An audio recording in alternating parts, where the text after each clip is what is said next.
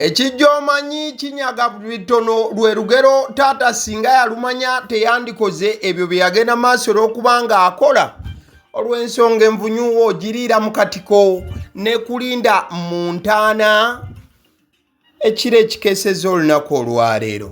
Omukulu gw'olaba ku screen ayambadde akasweta ak'essomero oba ak'abayizi ye mukulu abadde ayogerebwako ebbanga lyonna amanyiddwa nga Herbert eyamiza omwana wa munne omusu oba asuubirizibwa okubeera nti yatta omuyizi Martin Bukenya. Gye bukeeredde ekiro kya leero nga Uganda Police emaze okutegeeza bannayuganda nti mu mikono gyayo omukulu Herbert bamulina. Wuliriza engeri police gye yakuttemu omukulu ono Musaasizi Herbert. Egamba bweti okusinziira ku mukyala Rachel Kawala ayogerera police mu Kampala n'emiriraano. Agamba nti security agencies have successfully arrested a suspect in connection with the murder of Bukenya Martin, 18 years, which occurred on 14th February 2026 at around 8 p.m. in Mabanda Cell Gombe Division, Wakiso District. The suspect was apprehended in Gulu District and has been identified as Musaasizi Herbert, aged 41. The deceased, a student of Hillside Secondary School Matuga and a resident of Chirinyabigo Kawanda Nabweru Division, Wakiso District, was allegedly beaten to death by the suspect after being found in the suspect's house with his 14-year-old daughter. The incident is reported to have occurred at the suspect's residence in Mabanda Cell Gombe Division, Nansana Municipality, Wakiso District. The suspect is currently in custody as investigations continue.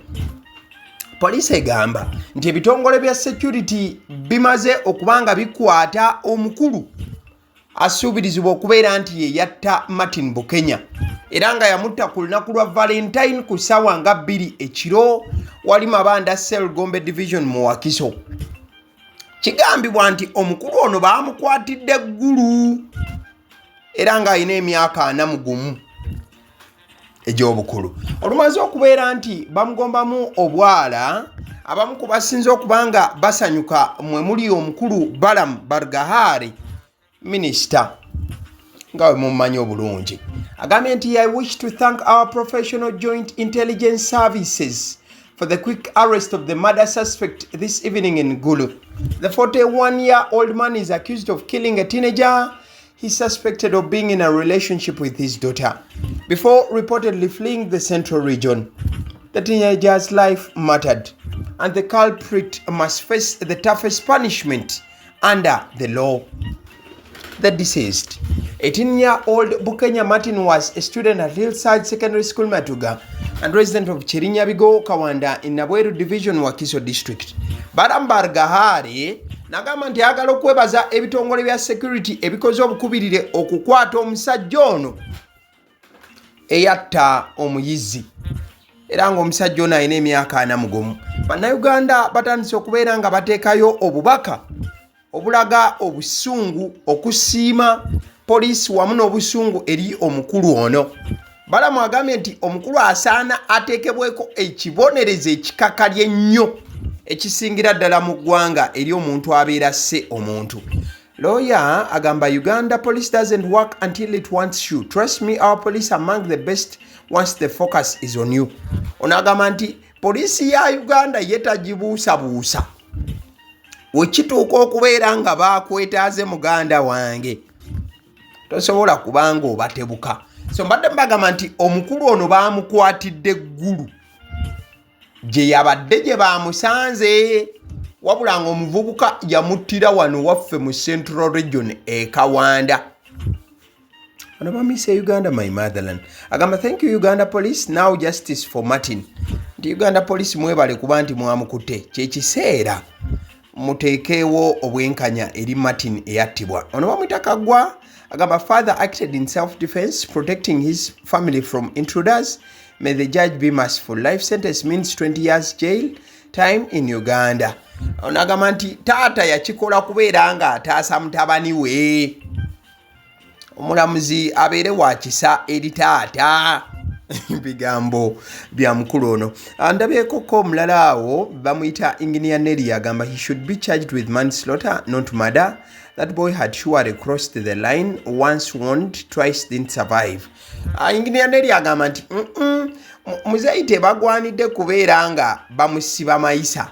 At least bamuteekako omusango gwa manslaughter olw'ensonga nti omuvubuka yali asaze line w'alina okukoma ate nga baali bamuwooningako dda. Ono bamuyita Kapapula Master. That man need good lawyer to help him. Musajja what was protecting his family. Kapapula Master agamba nti omusajja ono yeetaaga afunira oyo omulungi. Ekituufu yali ali mu kugezaako ku protectinga family ye. N'amaliriza nga ate waliwo attiddwa Bukenya Martin. Chris agamba sometimes it's hard to control anger and some people are short-tempered. In this Uganda of ours, getting school fees is very stressful, so I can't blame him for what he did.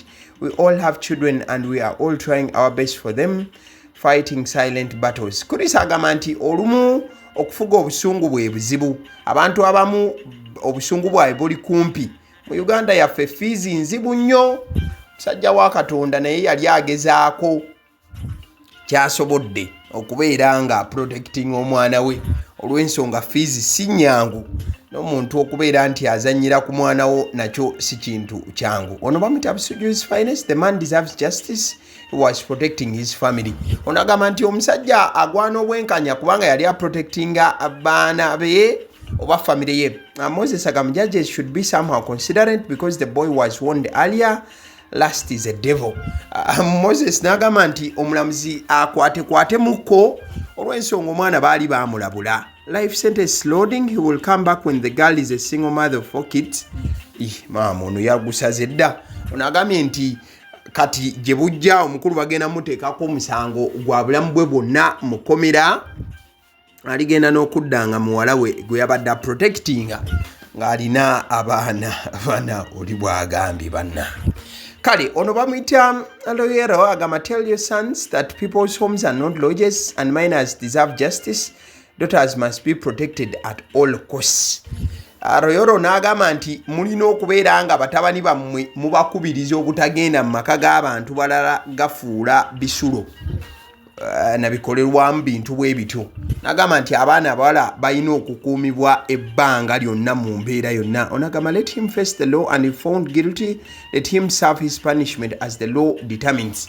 Timumuleke omusajja amateeka gamukwateko ataavunaanibwe nga obuyinza bwe bulagira.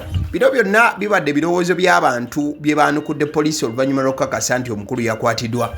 You're all saying he was protecting his family. Do you know that it's against the law to kill a thief? The law says hand him over to police.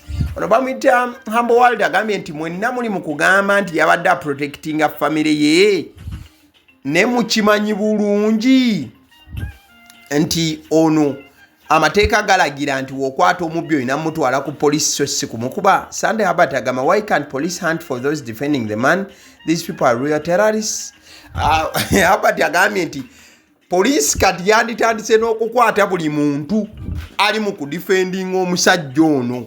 Kitegeeza nammwe muli batujju mutandika muti okudifendinga omuntu eyasse omwana ow'emyaka 18.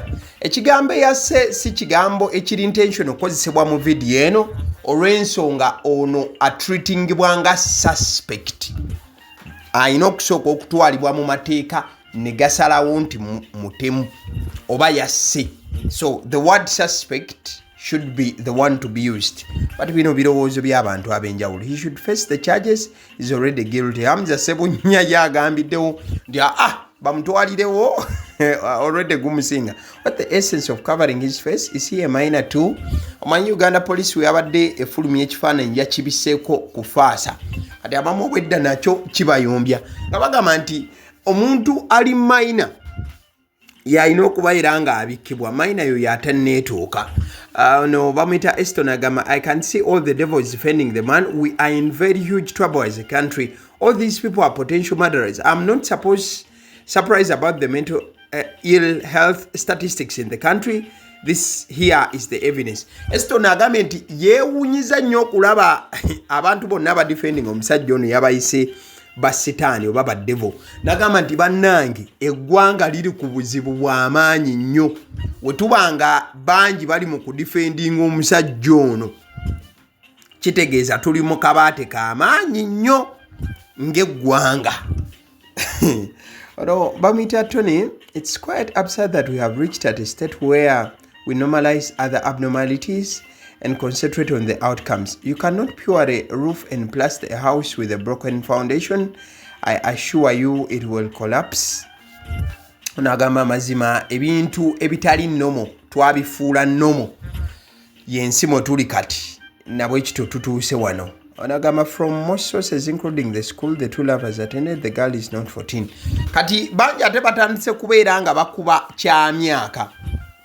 Manyi police reporting negamba nti omuvubuka yafudde yadde n'emyaka 18 wabula omuwala gwe bamusanga naye yali wa myaka 14. Onagamba nti thank you police and Kawale Rachel for apprehending the suspect. Onagamba why don't you show us the brute's face, show us that monster's face so that our families avoid all his family members. And Eston yatabuse yagambye mutulaga omusajja oyo so that tumwewala tuwewale ne family ye n'abantu be. Ono bamutamutegu Dennis agambye nti ye yeebaza polisi ya Uganda olw'okuba nti yakoze bukubirire nnyo okubeera nga bakwata taata ono musaasizi Herbert.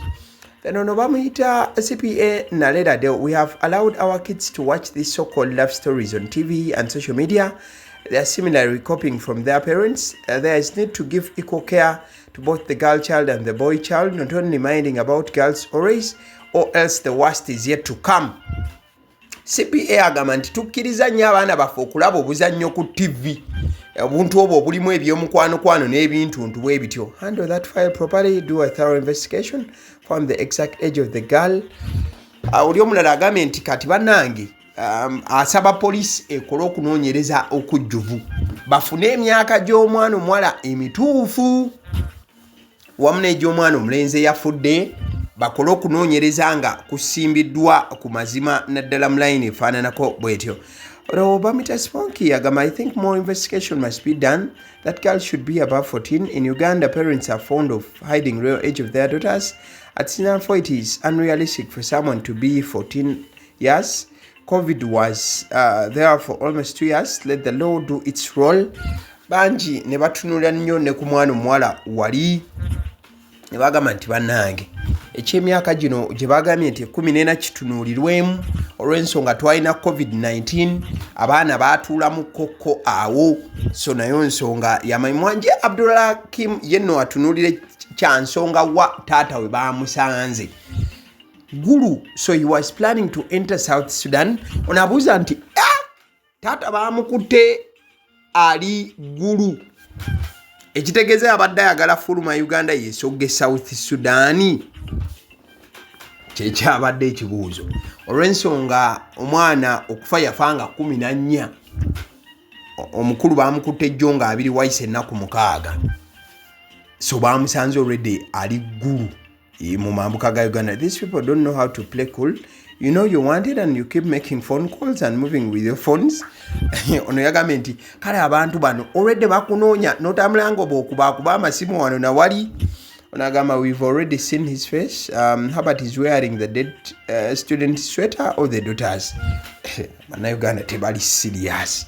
Ate olw'okuba omukulu yadde ayambadde esweta kati byana byadde bigamba ono esweta gyayambadde yagijeewa sweta ng'eringa ey'essomero. Onagamba this is where criminal trespass comes in. Just need a good lawyer. Ono yagambye nti yeetaaga bwetaazi lawyer mulungi olw'ensonga neeyattibwa yali akoze kye bayita trespass.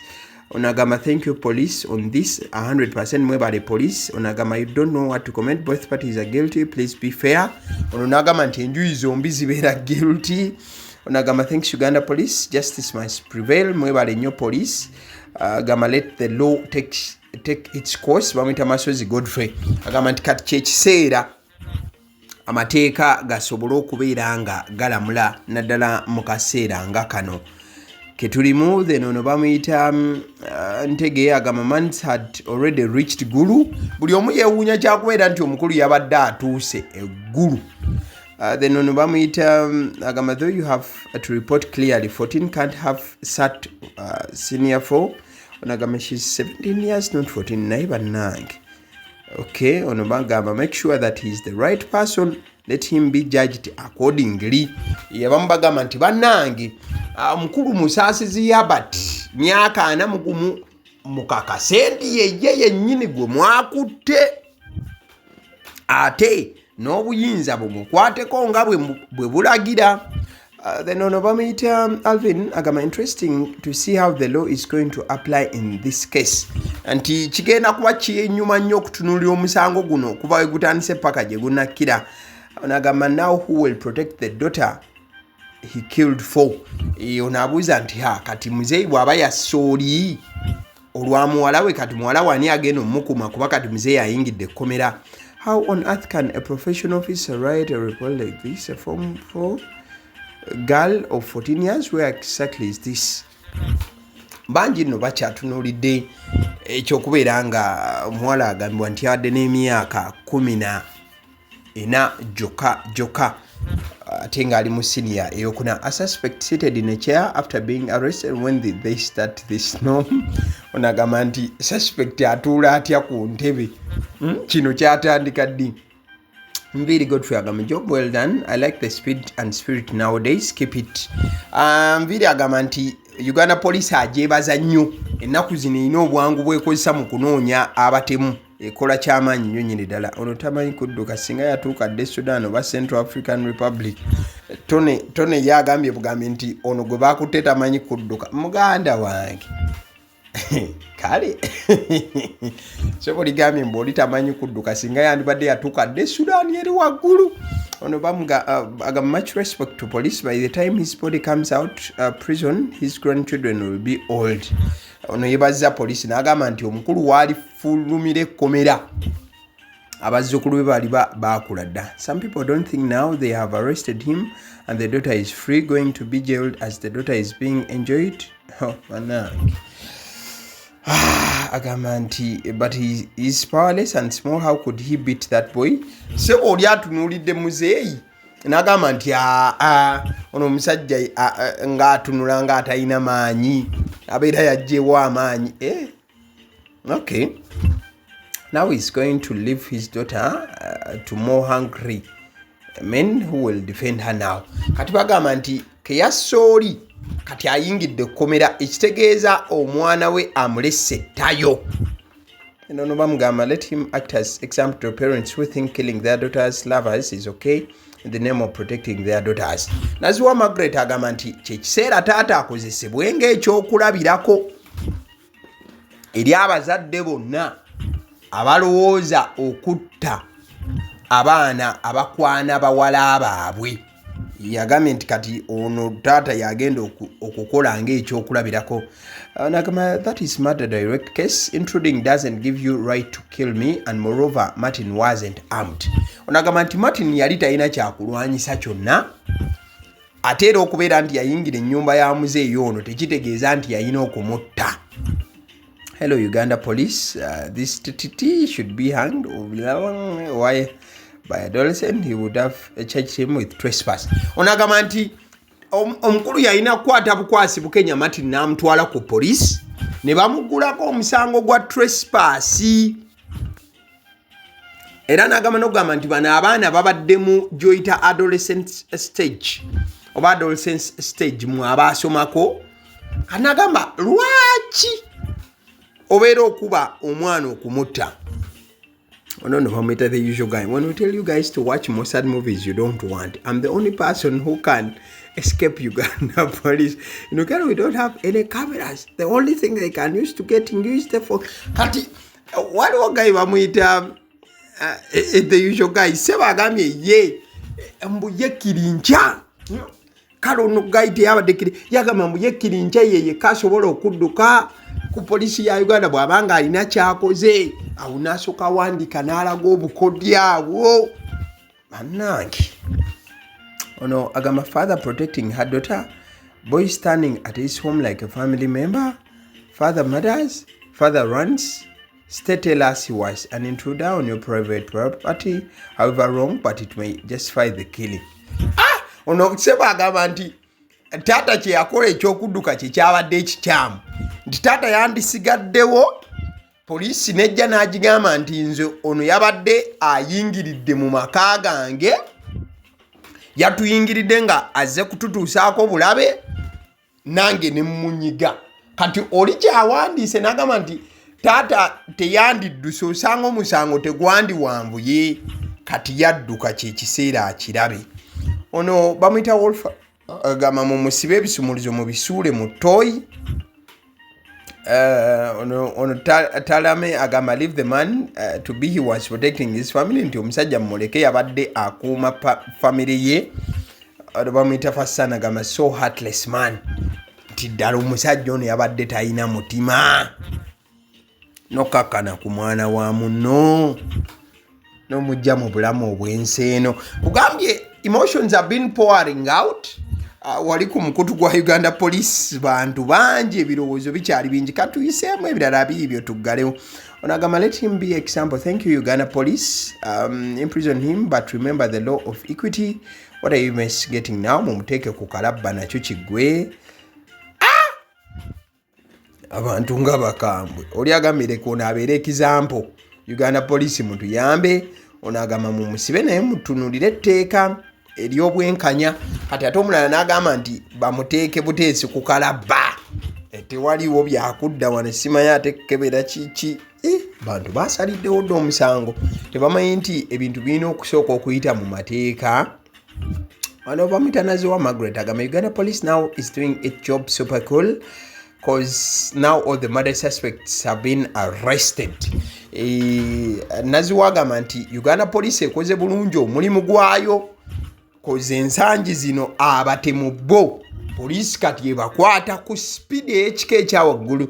In fact bw'oyogerako ekyo waliwo ne guy wa UCU guy asuubirizibwa okuba nti Eyatta omukyalo oyo abadde ku UCU University naye he was arraigned before court yesterday.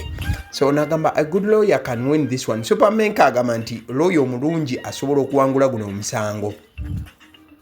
Joseph Giokela, as a father, he had so many options: report the boy to his parents, drop the boy at the police station, lock the boy in his house. So, nagamba nti taata yabadde alina bingi nnyo by'asobola okukola. Yabadde n'ebyokukola bingi nnyo. Ogeza okukwata omulenzi n'amutwala ku poliisi, okumusibira mu nju ye n'ayita poliisi, oba okugamba omulenzi ayite bazadde be. Yabadde na bingi ebyokukola rather than okukola ekyo. Ono Brigadier Andreas agamba mumulete ku City Square atubulire lwaki aganze omwana we aganze omwana w'obusungu nebbuba byawukana. Ono agamba nti lwaki aganze omwana w'obusungu nebbuba byawukana. Okay, that was kind of technical. akategedde kale byebyo nno Musaasizi Herbert myaka 4 poliisi yamugombyemu dda obwala. Kale nzikiriza nkutegeze ku bannaffe aba Honeybites bagamba nti bo omulimu gwe bakola gwa kukolera byakulya eby'abaana abadda ku masomero. Bwe tugamba abaana abadda ku masomero saabo bokka abadda ku masomero wabula n'ababeera ewaka balina package ey'ebyokulya eby'abaana mu line efaananako bwetyo. Gwe bakubire bukubizo bagambe njagala package y'ebyokulya by'abaana abali ku masomero oba abaana abalya ebyokulya. Balina ebyokulya yogera ku daddies, yogera ku binyeebwa, amawogola, yogera ku bagiya, yogera ku cupcakes, yogera ku donuts. Osobola okubafuna ku 0709 787508 ate era mukadde ke kamu bw'oba oyagala ku pizza size yonna era enamba y'emu ate era mukadde ke kamu bakola ne cake eza buli mukolo babayita aba honey bites. Njagala n'okutegeeza ku bannaffe aba Alson Painters UG bano basiizi ba langi era nga balina obukugu mu kusiiga langi era bamanyi ne langi ki egenda ku kizimbe kyo era mu ruumu ki tebasobola kuddira langi yandigenze mu kisenge ate ne bagisiiga mu ddiiro ey'omu dining ne bagisiiga mu kinaabiro nedda. Alson Painters UG omulimu gw'okusiiga langi bagukugukira ddala basiiga ebizimbe okuviira ddala ku ruumu emu paka ku makalina n'amakalina gwe bakubira ebukubizo bagambe nti Alson Painters UG namaliriza okuzimba ekizimbe kyange. In fact ne bw'oba olina ekizimbe nga kikadde nga olaba langi yaakyo efaanana si bulungi, Alson Painters UG bazze kugonjoola ensonga eno. Bakubire ku 0705 1936 be bannaffe aba Alson Painters UG. Aba Sidi Omusunsuzi lyerinnya eryange yenze aba Sidi Omusunsuzi yenze atuula emabega w'omuzindaalo buli lunaku era ly'eddoboozi ly'owuliriza ku mukutu guno aba Sidi Omusunsuzi ly'eddoboozi eryo era ng'omukutu kw'oli gwe guno ogwagaliwo. Nagamba nti information yonna gy'olaba ku channel eno tetugattamu kintu kyonna ate tewali kye tutoolamu.